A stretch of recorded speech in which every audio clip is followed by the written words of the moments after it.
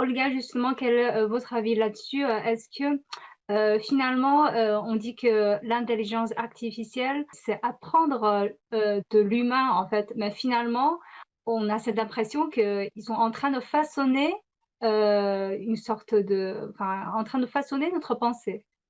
Est-ce que c'est un danger, selon vous? C'est une très bonne question, très bonne remarque. Je trouve que, comme dans toutes les choses dans la vie, et la mesure, c'est très important. Donc, vous savez, si vous aimez le sucre, si vous en mangez une cuillère, rien va se passer. Si vous en mangez 3 kilogrammes par jour, on peut mourir. C'est pareil avec l'intelligence artificielle. Si on utilise, si on prend soin, ça peut apporter des choses très bénéfiques. Mais si on laisse aller, si on contrôle pas, si ça tombe dans des mauvaises mains, alors là, les conséquences peuvent être assez difficiles, voire dangereuses.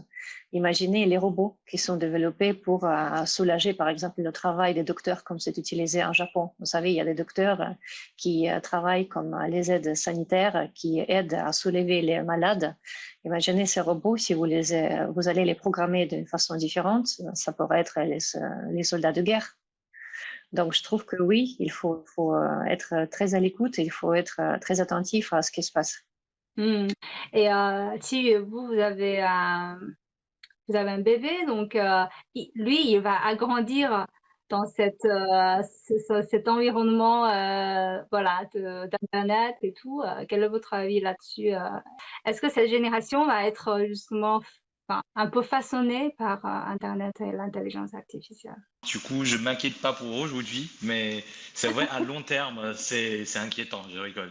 Moi, je trouve, comme au début, la logique des big data, surtout quand c'est appliqué en vidéo, en contenu, quand c'est contenu dans des applications, c'était une très bonne motivation de diviser les contenus en fonction des groupes, en fonction des âges.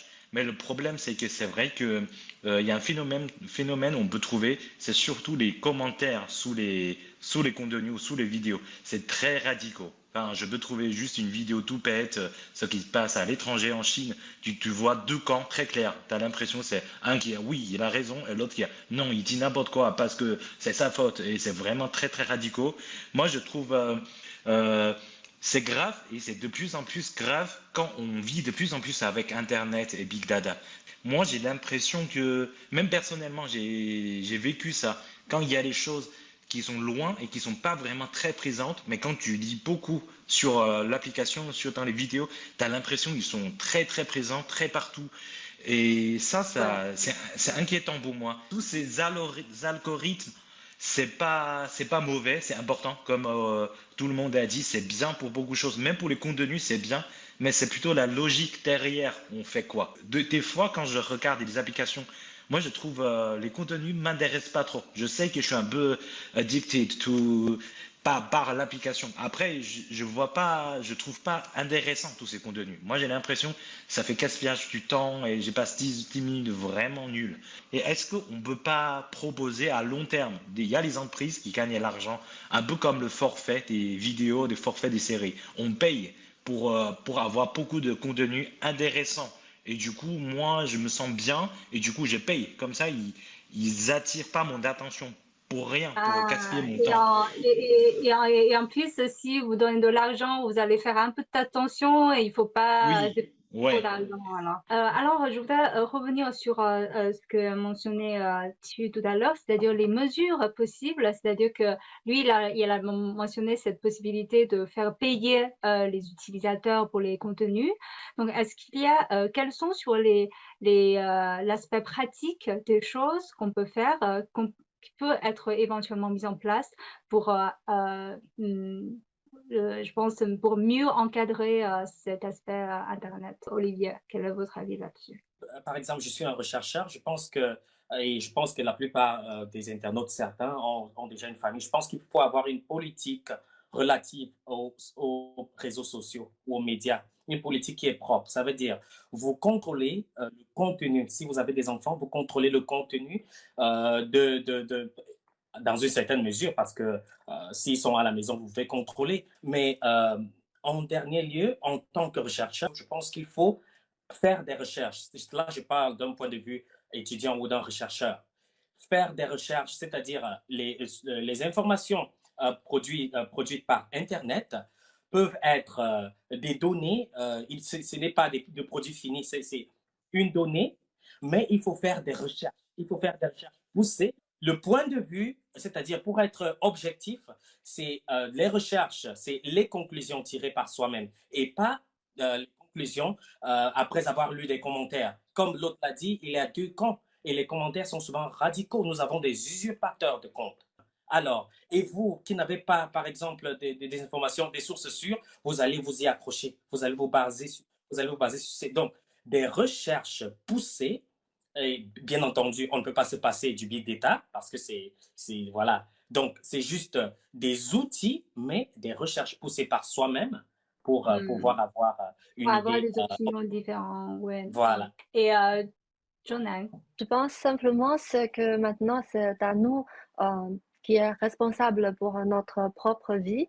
Donc, il faut être vraiment conscient de ce phénomène et de ses effets secondaires. Par exemple, pour moi, je pense que c'est d'abord je mets trop d'attention sur le physique et ça entraîne une perte de confiance en soi et une perte de temps.